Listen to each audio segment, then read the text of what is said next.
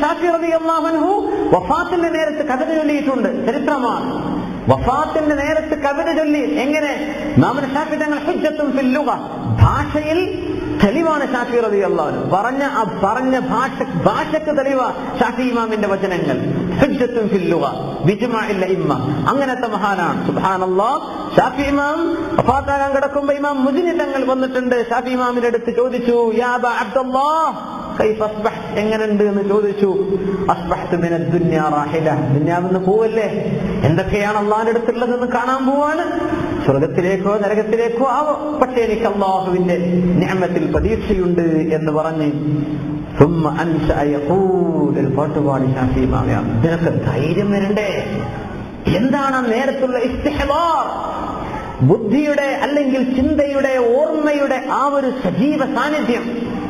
ولما قسى قلبي وضاقت مذاهبي جعلت رجائي نحو عفوك سلما. ഷാഫി ഇമാമിന്റെ വാക്കാണ്. تعامني ذنبي فلما قرنته بعفوك ربي كان عفوك أعظما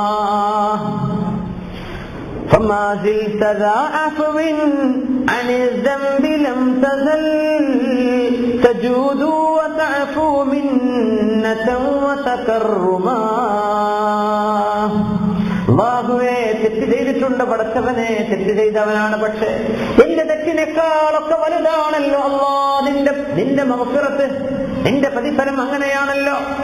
നീ പുറത്തു തരുന്നത് ഇതിനേക്കാളൊക്കെ വലുതല്ലേ? അതുകൊണ്ട് യാ അല്ലാഹ്, നീ പുറത്തു തരുമെന്ന പ്രതീക്ഷയിലാണ് പടച്ചവനെ ഞാൻ വരുന്നത് എന്ന് പാട്ടുപാടിയ ആളാണ് മഹാനായ ഇമാം ശാഫിഈ റളിയല്ലാഹു തആല അൻഹു. യാ അല്ലാഹ്, നല്ലത് ചിന്തിക്കണം, നല്ലത് ചിന്തിക്കണം. അള്ളാഹു പുറത്തു തരും, അള്ളാഹു മാപ്പാക്കി തരും, ഇത് വിചാരിച്ചുകൊണ്ടേ മരിക്കാൻ പാടുള്ളൂ. അള്ളാഹു സുബ്ഹാനഹു വ തആല റസൂലുള്ളാഹി സ്വല്ലല്ലാഹു അലൈഹി വസല്ലം പറഞ്ഞ ഹദീസ്, അള്ളാഹു തആല പറയാ, മുഅ്മിൻ എങ്ങനെ വേണമെങ്കിലും എന്നെ പറ്റി വിചാരിച്ചോട്ടെ, പക്ഷേ നല്ലത് വിചാരിച്ചാൽ ഞാൻ അവരെ പുറത്തു കൊടുക്കാൻ പോവാണ്, എനിക്ക് അള്ളാഹു പുറത്തുതരും. അങ്ങനെ വിചാരിക്കേണ്ടത്. മരിച്ചു പോകുന്ന ആളുകളുടെ അടുത്ത് നിന്നിട്ട് എന്താ പറയേണ്ടത്?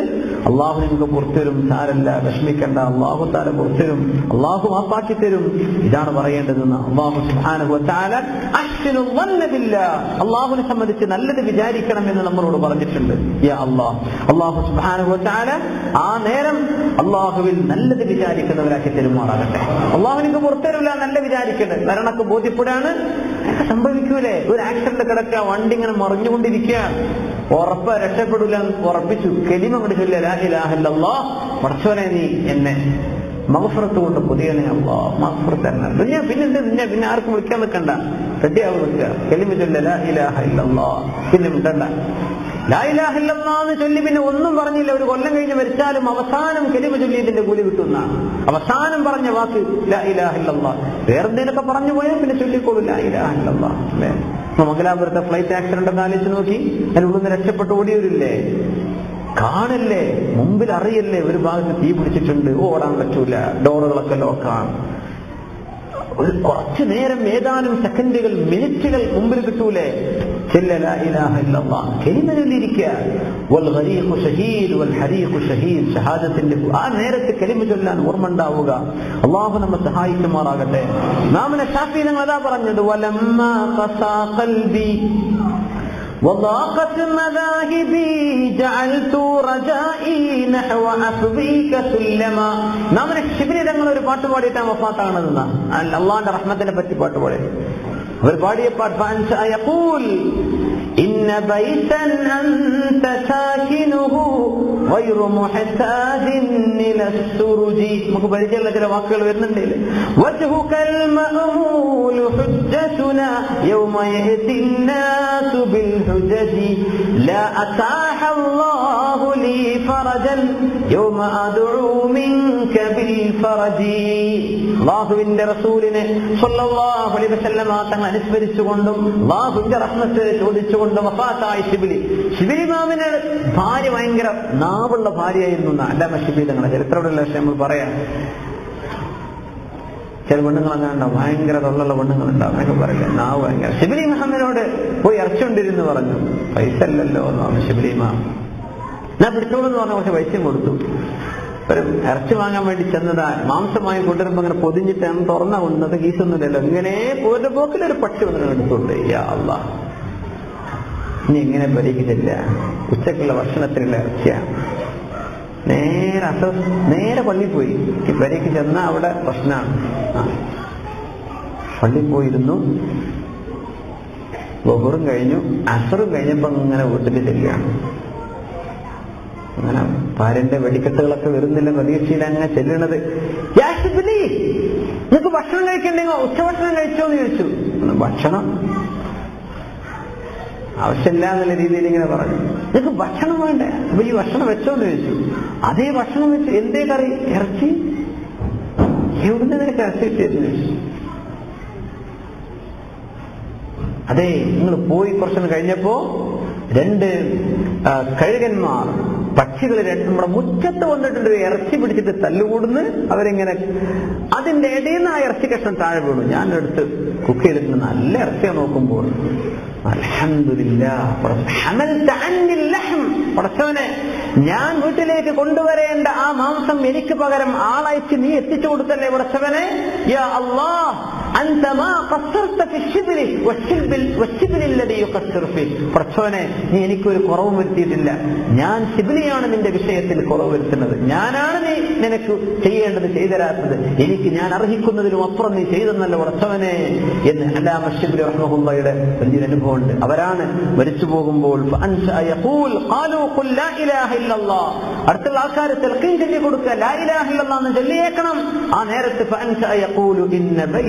أنت ساكنه غير محتاج إلى السرج ليس محتاجا إلى السرج غير محتاج إلى السرج وجهك المأمول حجتنا يوم يأتي الناس بالحجج لا أتاح الله لي فرجا يوم أدعو منك بالفرج.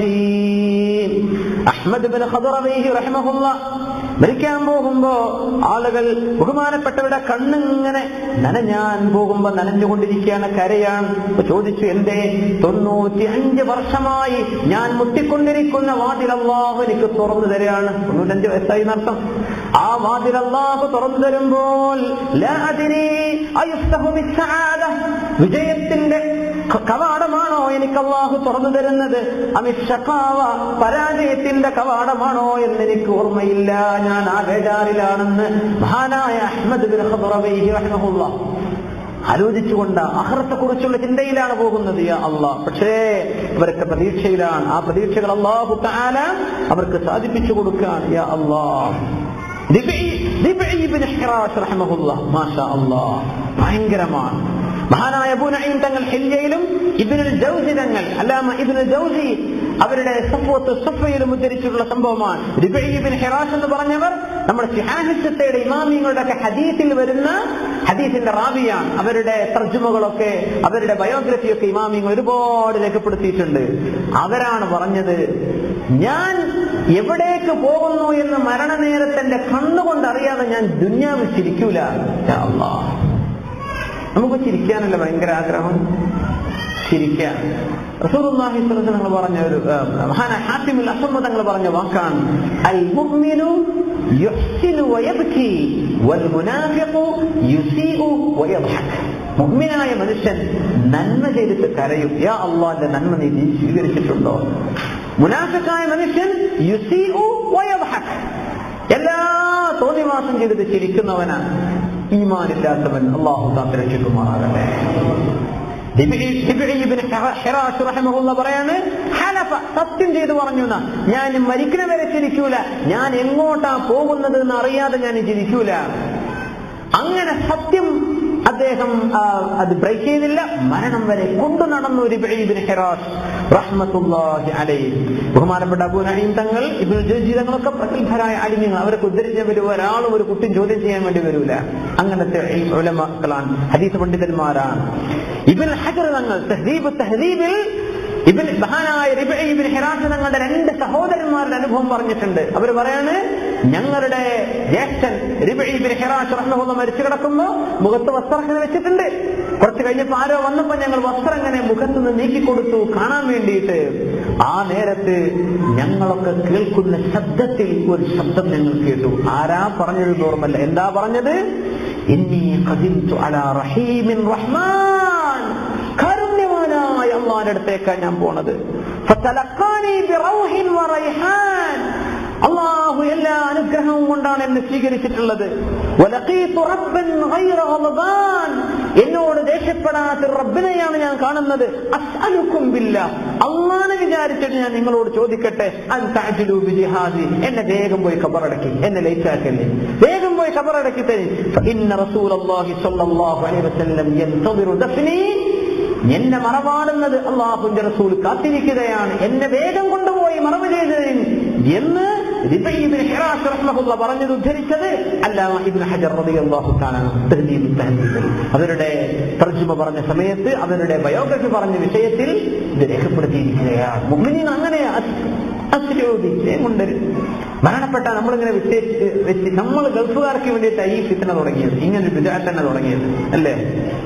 മരിച്ചു കഴിഞ്ഞാൽ അവിടെ എന്താ നാളത്തെ മോർണിംഗ് ഫ്ലൈറ്റിനെ വരുന്നത്, അതുകൊണ്ട് നാളത്തെ വൈകുന്നേരത്തെ കണക്ഷൻ ഫ്ലൈറ്റേ കിട്ടിയിട്ടുള്ളൂ, അതിനൊന്നും ആവശ്യമില്ലല്ലോ. നാട്ടിലുണ്ടോ അടുത്തുണ്ടോ കാണാൻ പറ്റിയോ കാണാൻ. മരിച്ചു കഴിഞ്ഞാൽ പെട്ടെന്ന് മറവ് ചെയ്യണം. റസൂലുള്ളാഹി സ്വല്ലല്ലാഹു അലൈഹി വസല്ലം തങ്ങൾ 3 വിഷയങ്ങൾ പെട്ടെന്ന് ചെയ്യണം പറഞ്ഞ വിഷയങ്ങളാണ്. ഒന്ന് അസ്സലാ, നിസ്കാരത്തിന്റെ സമയമായാൽ വേഗം നിസ്കരിച്ചേക്കണം, വൈകിക്കണ്ട.